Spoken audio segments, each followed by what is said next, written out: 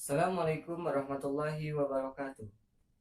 Saya Anis Fadur Rahman dari kelas 11 IPS 2 ingin mempresentasikan tugas sosiologi tentang konflik, kekerasan, dan perdamaian. Kata konflik berasal dari bahasa Latin, yaitu configere, yang artinya saling memukul. Secara sosiologis, konflik adalah suatu proses sosial antara dua orang atau lebih di mana salah satu pihak berusaha menyingkirkan pihak lain dengan menghancurkannya atau membuatnya tidak berdaya.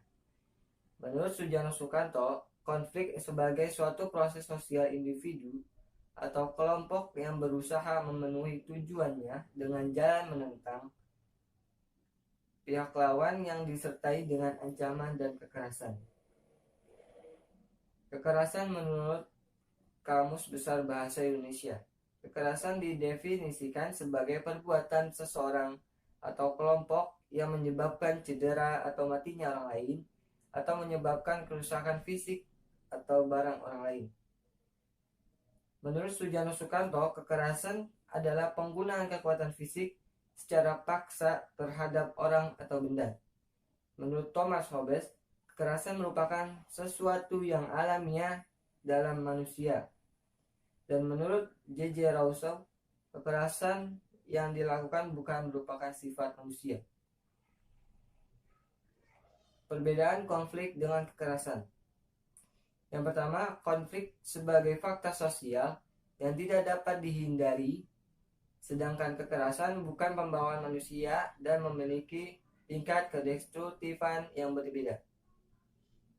Kedua, konflik bertujuan memperoleh kemenangan dan menghancurkan pesaingnya, sedangkan kekerasan tidak memiliki tujuan dan muncul karena dorongan nafsu. Dan ketiga, konflik berdampak positif yang dapat mendorong suatu perubahan, sedangkan kekerasan meningkatkan seiring dengan perkembangan peradaban. Teori konflik. Konflik kelas sosial. Jenis lainnya penerapan dalam kajian teori konflik sebagai akibat kelompok menciptakan peraturan sendiri untuk melindungi kepentingannya.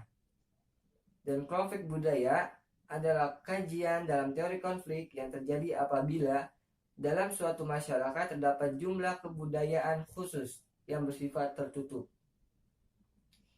Teori dinamika kelompok. Kekerasan yang timbul karena hilangnya rasa saling memiliki yang terjadi dalam kelompok. Hal ini dapat diartikan bahwa perubahan-perubahan sosial terjadi sedemikian cepat dalam sebuah masyarakat dan tidak mampu direspon sama cepatnya oleh sistem sosial dan nilai masyarakatnya.